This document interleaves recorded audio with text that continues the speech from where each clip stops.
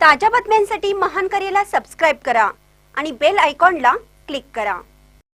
अवैधरित्या गोवा बनावट दारू वाहतूक करणाऱ्या तिघांवर चंदगड पोलिसांची कारवाई। गोवा बनावटीची दारू अवैधरित्या वाहतूक करणाऱ्या बेळगाव येथील तिघांना चंदगड पोलिसांकडून अटक करण्यात आली आहे।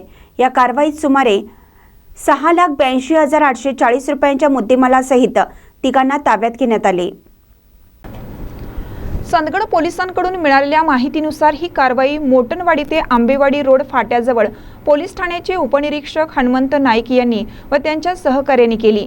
या छाप्यामध्ये गोवा बनावटीची सुमारे 57,600 रुपयांची दारू, तर या वाहतुकीसाठी वापरण्यात आलेली मारुती सुझुकी ग्रे कलरची स्विफ्ट डिझायर गाडी क्रमांक KA04 ME 3822 हे वाहन जप्त करण्यात आलं। त्यामुळे एकूण सुमारे 6,82,840 रुपयांच्या मुद्देमालावर चंदगड पोलिसांकडून कारवाई केली। या कारवाईत वाहन चालक प्रकाश भरमगोंडा पाटील वय 45 राहणार रामलिंग खिंड बेळगाव, आतिराज रामचंद्र पारधी वय वर्ष 30 राहणार तानाजी गल्ली बेळगाव, सुभाष सुधीर डे वय वर्ष 47 राहणार महात्वा रोड बेळगाव अशी अटक करण्यात आलेल्यांची तिघांची नावे आहेत। याविषयी अधिक माहिती पोलीस उपनिरीक्षक शीतल धिवले करत आहेत। महानकर न्यूजसाठी प्रकाश ऐनापुरे, चंदगड।